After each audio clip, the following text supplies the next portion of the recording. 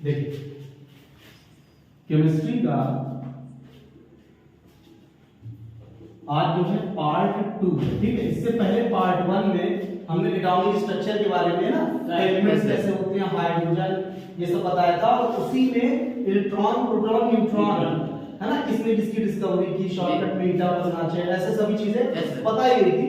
आज केमिस्ट्री में हम डायरेक्ट एटॉमिक स्ट्रक्चर को समझा रहे हैं, मतलब इसका इंट्रोडक्शन वगैरह जो था वो इससे पहले वाले में हो गया है।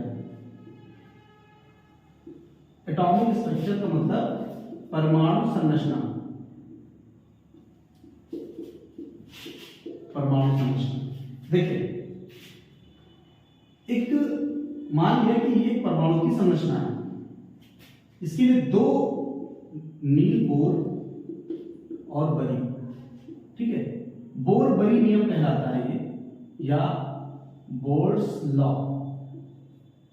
ये बोर्स लॉ कहता है क्या है, देखिए जो एक एटॉमिक स्ट्रक्चर होता है उसका जो बीच का सेंटर होता है, ये पार्ट, ये कहलाता है न्यूक्लियस, ठीक है, यानी कि नाभिक। हिंदी में क्या कहते हैं, नाभिक। नाभिक जो बीच में होता है, तो नाभिक में क्या पाया जाता है, प्रोटॉन और न्यूट्रॉन। अब प्रोटॉन क्या है, न्यूट्रॉन क्या, पहले एक्सप्लेन हो चुका है। प्रोटॉन में प्लस होता है, न्यूट्रॉन में कोई चार्ज नहीं होता है। प्रोटॉन पे प्लस और न्यूट्रॉन पे कोई चार्ज नहीं। बचा कौन, इलेक्ट्रॉन। इलेक्ट्रॉन बाहर की कक्षाओं में चक्कर लगाते हैं, इलेक्ट्रॉन बाहर की कक्षाओं में चक्कर लगाते रहते हैं, ऐसे ऐसे। और इलेक्ट्रॉन के ऊपर चार्ज कौन सा होता है, माइनस का। इलेक्ट्रॉन पे चार्ज कौन सा होता है, माइनस का होता है ना। और कितना चार्ज होता है, 1.6 into 10 की पावर -19 कूलाम। ये कूलाम है क्या, कूलाम आवेश का मात्रक है, कूलाम चार्ज की यूनिट है, ठीक है। तो इतना चार्ज हो गया। इलेक्ट्रॉन पे इतना है, प्रोटॉन पे भी होगा, बस साइन चेंज हो जाएगा, इलेक्ट्रॉन पे माइनस में, प्रोटॉन पे प्लस में। अच्छा, अब ऐसे बताया कि इनकी स्ट्रक्चर होती है कि, लेकिन इनके जो ऑर्बिट्स होते हैं, यानी इनके जो कक्षक होते हैं, जैसे ये एक सर्कल बना ना, तो एक कक्षा हो गई, हम तो उसको लिखेंगे n = 1, ठीक। ये दूसरी क्लास हो गई तो n = 2, ये तीसरा हो गया तो 3, ये चौथा हो गया तो 4, 1 2 3 4 हो गया। अच्छा, देखिए क्यों बता रहे हैं, इसको हम ऑर्बिट भी कहते हैं, उपकोश भी कहते हैं। कोश कहेंगे तो सब शेल हो जाएगा ना, कोश यानी कि शेल, कक्षक, ठीक है ना, ये सारी चीजें। तो इन ऑर्बिट्स में, इन कोश में n1 n2 n3 n4 है। अब इनके नाम कोर्स में बताया गया कि k l m n, ठीक, ये नाम बता दिए गए। अब इससे हमें सहायता क्या मिलती है, देखिए हम इससे सीखते क्या है। यहाँ पे इसको थोड़ा सा इसको देखिए हमें समझना है कि इलेक्ट्रॉनिक विन्यास के बारे में, यानी कि इलेक्ट्रॉनिक कॉन्फ़िगरेशन। इलेक्ट्रॉनिक कॉन्फ़िगरेशन का फॉर्मेट क्या होता है, दो तरह से होता है, एक KLMN के फॉर्म में होता है और दूसरा SPDF के फॉर्म में होता है। पहले KLMN समझ लें, उसके बाद SPDF फॉर्म क्या होता है वो समझेंगे ना। ये टॉपिक सिर्फ और सिर्फ 9th to 12th के ऊपर जा सकता है, लेकिन 9th से कम वालों में नहीं। 9th से कम ये सारे टॉपिक हैं, लेकिन ये स्ट्रक्चर नहीं है, मतलब इससे पहले इलेक्ट्रॉन, प्रोटॉन, न्यूट्रॉन ये है, लेकिन ये N1 के एलिमेंट, ये के एलिमेंट का जो टॉपिक है, यानी बोर्स लॉ जो है, ये सिर्फ क्लास 9 से ऊपर है, 9th 10th 11th 12th इसमें है। देखिए अब किस कॉलम में कितने इलेक्ट्रॉन आएंगे। इलेक्ट्रॉनिक विन्यास का मतलब ही होता है distribution of electron according to their energy, ठीक है। इलेक्ट्रॉन को बंटवारा करना, बांटना। तो इलेक्ट्रॉन कैसे बांटना है, जैसे मान लीजिए आपके पास है सोडियम, तो सोडियम में कितने इलेक्ट्रॉन होते हैं, 11। तो आप कितने बांटेंगे, क्योंकि K L M N ऐसे क्लासें हैं, इसको 1 दे दो, इसको 4 दे दो, या इसको 5 दे दो, इसको 6 5 11 ऐसे ही होंगे, या चलो इसको 4 दे दो, 4 1 5 और 5 5 10 1 11, ऐसे कोई सिस्टम नहीं, क्या सिस्टम है ना, ये तरीका गलत है। बल्कि सिस्टम है कि किसको कितने देने हैं, किस ऑर्बिट की कितनी क्षमता है। तो यहाँ पे एक आपको फॉर्मूला बता देते हैं कि हर ऑर्बिट की क्षमता है 2n²। कितनी है, 2n²। अब आप पूछेंगे k के लिए, फॉर k के लिए, तो k में कितने आएंगे, देखो 2n², सब में 2n², तो 2 हो गया इनटू। अब k में n की वैल्यू कितनी है, k में n की वैल्यू 1 है ना। तो 1 स्क्वायर, तो 2 into 1 यानी 1 ही और 2 यानी 2 इसका मतलब के में कितने इलेक्ट्रॉन आते हैं? 2 आते हैं। समझ गए? पहले जो भी पहला होगा, है ना, आपके पास मान लीजिए पैसा है, कोई चीज है, 11 रुपए है, ठीक है, और बहुत से लोग बैठे हुए हैं, तो पहला जो व्यक्ति वो 2 से कम नहीं लेगा। आपको अब आपके पास 2 से कम है तो 1 ले लो, लेकिन अगर 2 से ज्यादा है उसको 2 दो, जो बचा है उसके बाद वाले को दो। उसके बाद वाला कितना लेता है मैक्सिमम, उसके पास रखने की क्षमता है 8, तो उसको 8 देना है, फिर उसके बाद 8 देके आगे जा सकते हो। ऐसे बांटना है।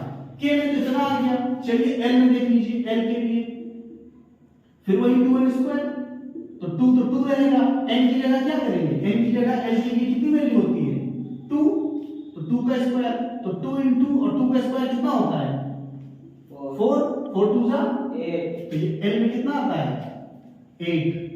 अब आया m के लिए, किसके लिए m के लिए फिर वही 2n स्क्वायर, तो 2 तो 2 रहेगा, और n जो है m में कितनी वैल्यू रखता है 3, तो क्या हो जाएगा 3 का स्क्वायर, तो 2 into 3 का स्क्वायर कितना होता है 9, 9 2 जा 18, ठीक है ना। 2 8 18, लास्ट एक और बचा है, 4 ही होते हैं। n के लिए क्या होगा 2 into n में वैल्यू क्या होती है 4 का स्क्वायर कितना होता है 4 का स्क्वायर 16 2 जा 32। ये सिस्टम जो है इसी को इलेक्ट्रॉनिक विन्यास कहते हैं। इलेक्ट्रॉनों को उनके बढ़ते क्रम में 2 8 18 32 की तरह बांट देना क्या कहलाता है इलेक्ट्रॉनिक विन्यास कहलाता है। अब आइए हम इलेक्ट्रॉनिक विन्यास देखते हैं पहले कैसे होता है। देखिए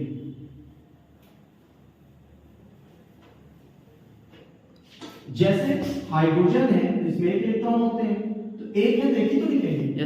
हीलियम है, हीलियम में 2 होते हैं तो 2 ही लिखेंगे। लिथियम में 3 है तो 3 नहीं लिख सकते। कैसे लिखना है, पहले वाले को 2 दो, उसके बाद वाले में 8 की जगह है, तो पहले 2 दे दिए, अब 8 हमारे पास है ही नहीं, बचा कितना -1 बचा 1 बचा। टोटल हमारे पास 3 इलेक्ट्रॉन है, पहले पे 2 दिए, अब बचा कितना 1, तो 1 इसको दे दिए। फिर लिथियम के बाद बेरिलियम, बोरॉन, कार्बन, है ना। देखिए अब ये 4 है तो 2 2, ये 2 3, ये 2 4, ऐसे होता रहेगा, है ना, ऐसे चला जाएगा। जब 2 8 पे पहुंचेंगे आप, 2 8 कहां पे नियॉन यानी 10, फिर 11 पे सोडियम पे 2 8 1। आप ये नहीं लिख सकते कि 2 और 9, ये गलत तरीका है, क्योंकि रूल क्या कह रहा है पहले में 2 उसके बाद वाले में 8। हाँ ये कर सकते हो, जैसे 2 8, अब 9 नहीं लिख सकते बल्कि 2 8 8 लिखना, ये ज्यादा सही है, ठीक है। तो आप सोचो कि यहाँ 10 में 19 था और यहाँ तो 18 हो रहा है जी, तो एक आगे लिखा दोगे। इससे क्या पता चल रहा है, ये जो ऑक्टेट रूल है, ऑक्टेट रूल क्या है, अष्टक नियम तो अलग होता है। यहाँ पे मुझे बता रहे हैं कि 8 इलेक्ट्रॉन रख कर 8 इलेक्ट्रॉन अगर आप फिल कर दें तो अगले ऑर्बिट में आप जा सकते हैं। 8 यहाँ पे रख दिया, अब आगे जा सकते हो। हमारे पास 9 बच रहे थे ना जी, 19 थे, 19 यानी पोटेशियम, तो 10 9 19 हो गया, तो आपको 2 8 9 रखना चाहिए, क्योंकि आपने रूल पढ़ा है कि तीसरे में 18 की जगह होती है। लेकिन आपने क्या किया कि 9 रख के 8 रख दिया, तो 8 रख के 1 रख सकते हो, ये रूल सही है। ये ऐसा क्यों कर रहे हैं इसको हम थोड़ा सा बता दें ना, ऐसा क्यों किया जाता है।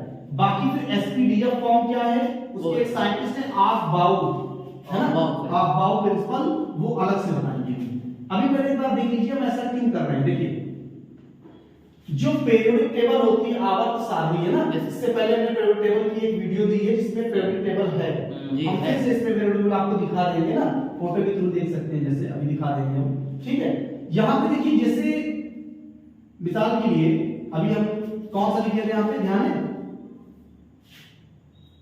समझ रहे हो? Yes sir. क्या समझ रहे हो कि इसमें 8 रखेंगे, इसमें 9 रखेंगे, ऐसा रूल था। देखो जैसे हो गया सोडियम, मैग्नीशियम, एल्युमिनियम, ठीक, ये 11 है, ये 12 है, ये 13 है, तो इसको लिखोगे 2 8 1, है ना, 2 8 2, 2 8 3।